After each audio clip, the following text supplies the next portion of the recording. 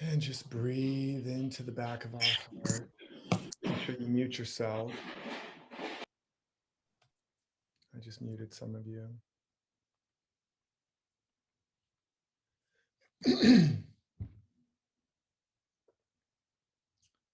Just breathing into the back of our heart and releasing any residue of the past.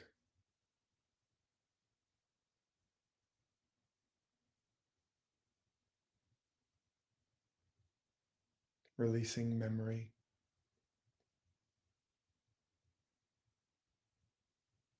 Just feeling what it feels like to let past memory fall off of our shoulders, off of our back.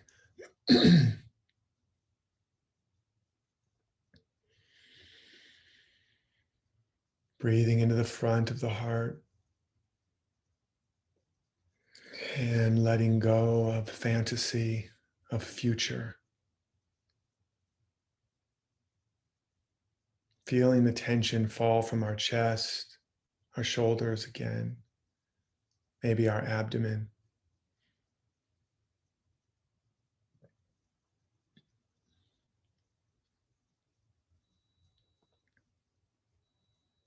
Another breath into the front and the back.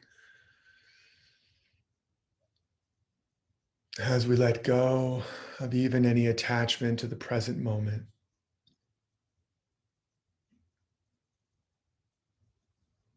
And on your own, just breathe into the back, release the past. Breathe into the front, release the future. Breathe into both, release the present conditions. And as you're doing this, you're relaxing more and more into nowness, becoming aware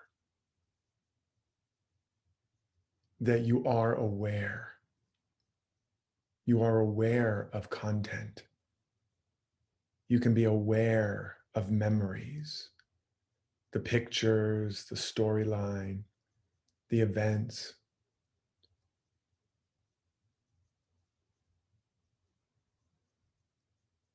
And you can become aware that those memories are nothing but a mental activity. You're seeing pictures of what happened yesterday or last year or when you were a child. And it's activating a feeling, whether you're aware of it right now.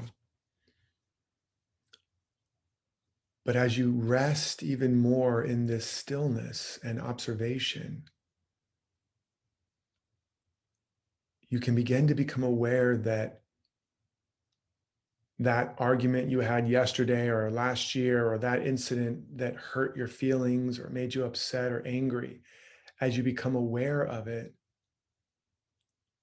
you're not actually reacting to anything existing in the past, ever.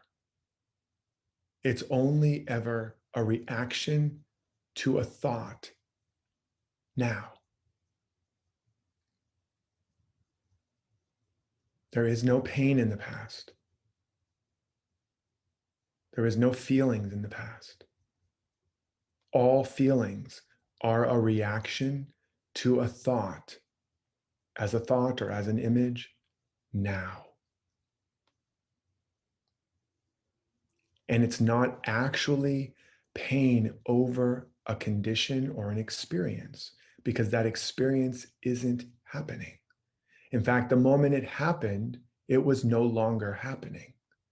It had happened. You were yelled at, you were abandoned, betrayed, rejected, or much worse, abused. And the moment that rejection, abandonment, or abuse was done, all feelings about it were now feelings that were a reaction to a memory, even in the next instant. Because the actual condition only exists now, and then it's gone. Now, and then it's gone. but we accumulate memories.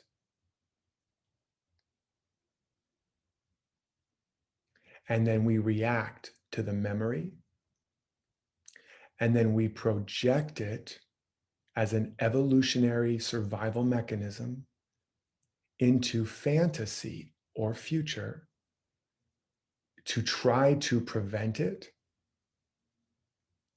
avoid it. Don't go by that bush. That's where my child was eaten by a saber-toothed cat.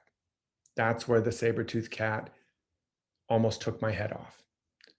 That's a memory, but it has evolutionary and survival use as it is projected as future fantasy. Now, when you see the rustling of the bush, you remember there could be a saber-toothed cat, and to survive as a species, you retain that memory. As long as there is an actual saber-toothed cat, it's a good memory so that you don't have to learn it again and again and risk the next time the cat makes you his lunch. So as we're noticing the actual purpose, what we can also begin to notice is that much of what we are projecting onto the future, and then the memory plus fantasy creates imagination that manifests in the present.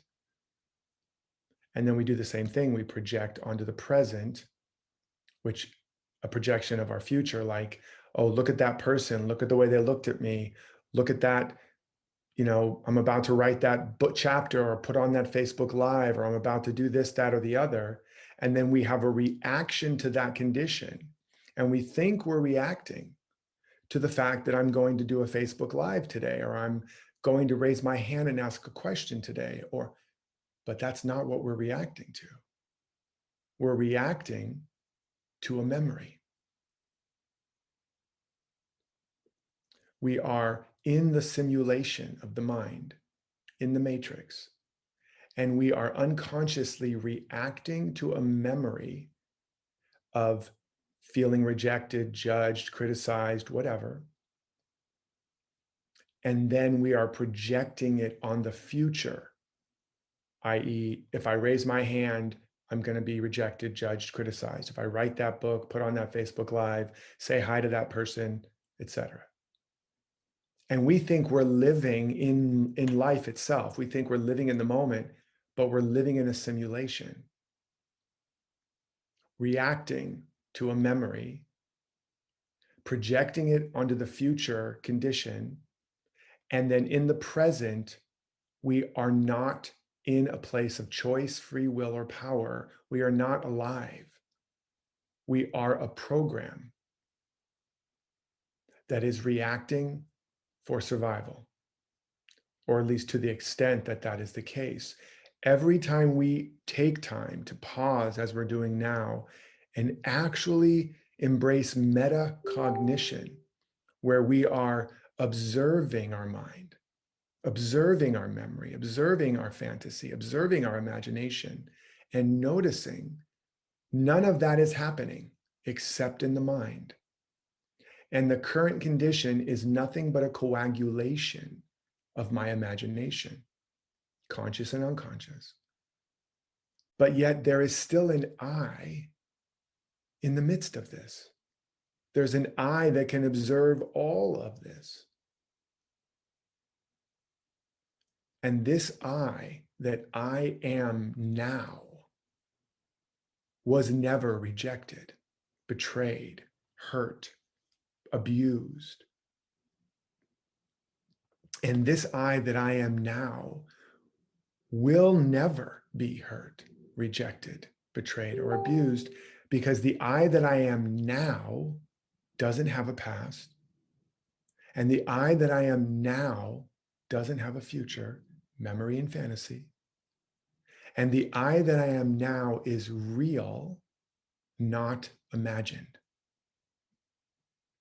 And the I that I am now is not in the condition. All of that is the mind. Thoughts, feelings, and the coagulation of those into biology and into matter is all mind. It is the simulation of the mind. The mind in solidity is matter. The mind in liquidity is the thoughts and then the feelings.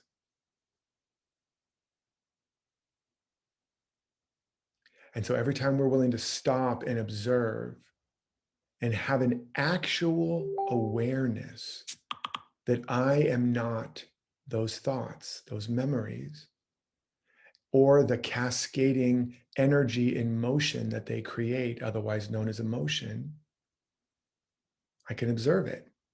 I can observe the sensation. I can observe the thought. I can observe the image. I can observe the memory, the fantasy, the imagination, and its biological expression. Therefore, I am not any of that. Every time we're able to do that a little bit at a time, we awaken, we gain agency, we burn away or dissolve karma. So as you're continuing to breathe and observe, just notice what you notice. And maybe you notice thoughts arising like, well, you wouldn't know, you don't know what I've gone through, Derek. It's different for me. Or it's easier for you to say, and just notice, catch yourself thinking and notice, oh, there's a thought. It's easier for you. You don't know me. My situation is different. Huh, that's interesting. Now you notice you're actually able to observe that thought, which means you're not that thought. You're not even the one thinking it. It's a thought being obtained in consciousness because of where your attention has been. Where attention goes, energy flows, thoughts form, or thoughts are obtained. So you can notice whatever's arising that wants to fight this, contradict this, say it's too hard, I don't understand, I don't get it. And then you can breathe again and step back and observe that thought. I don't get it, I don't understand, I'm overwhelmed. And you can notice it's a thought moving through your awareness, and it has a corresponding feeling. And if you sit with it long enough, it can reveal a whole root system of similar thoughts and feelings and the corresponding experiences all the way back to the initial seed of that thought.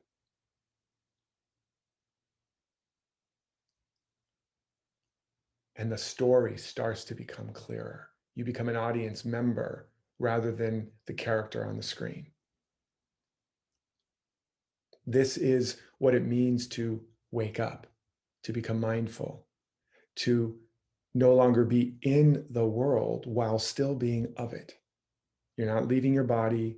You're still expressing in biology and form, but you're increasingly not of it. You're the observer. You're the witness. You're the beholder. You're the audience. You're the actor, not the character. You're the author, not the play. And that allows you to understand the play and its deeper meaning, to get free from it, to not only have the consciousness that's increasingly free, but have the wisdom and the knowledge that can speak to others through your work and set them free too. So I'm doing this just to unpack that this process is so much more than just a little opening meditation. This is a metaphorical way of living, so that eventually there's a transferring effect into your everyday life. You're in the middle of a fight, an argument, traffic, and then a little part of you increasingly is able to pop out and observe. Oh, look at that. Look at that thought. Look at that feeling. Oh, that's familiar. Oh, yeah, that's a pattern. Oh, huh. Mm-hmm. And then you can start to have the beginning of expanded awareness, which is the beginning of free will, of real choice. Up to that moment, you're not choosing as the I that is now. You are just a reaction, a part of the character, a part of the code, the pattern playing itself out that will eventually, through the very slow process of evolution, evolve. But as you step into the now, you do not require the process of evolution in the same way. Behold, I make all things new. All the years the locusts have eaten are restored unto me. When you can, the more you can be coming from now and identify with that I that is in the midst of you, the more your evolution, quote unquote, is accelerated, because in that now you're already home, you're already whole. And there will still be a progressive unfoldment of that, but the insights will be more available. The breakthroughs will be more available for the most part. There will be times and periods where it's grueling and it's difficult and there's death and the sloughing off and the pruning of things. I'm going through one of those periods right now pretty intensely. But is the more you can not react to it and get caught up in it and start telling new stories about it, the more you can get freer and freer as the crisis peaks in the world or in your life or whatever challenge you're going through. And your unique process in this is directly connected. The way you do it, the way you go about it, the insights you're having is giving you more insight into the curriculum of the workshop you've been living and ultimately the one you're meant to be giving. So I just did not plan on sharing all that, but I want to continue to initiate you all into not just here's how to make a program and put it on a platform and have an opt-in page and create a campaign. That's not going to change the world. You must become the change you want to see in the world. And so a real change maker, a real thought leader is on a daily, if not at least weekly or monthly basis, actually changing, actually evolving, actually reclaiming more sovereignty, more agency, more self-awareness, more metacognition, becoming more able to witness what's emerging and serve that than merely trying to save what already exists. Remember, we're not here to save the world, including ourself as we know it. We're here to serve what's emerging. And we can't do that if we're too caught up in the world. And that includes the world of our mind and our emotions. If we're too caught up in it, we're just a character moving around somebody else's play, or we're just like a leaf in the wind being blown about. So the more we can witness it, not react to it, but serve something deeper that's emerging in us, then we will increasingly be the instrument of a wisdom and a truth and a light and an expanded awareness that is what's trying to emerge on the planet in our unique area, in our families, in our relationships, in our communities, and beyond. So.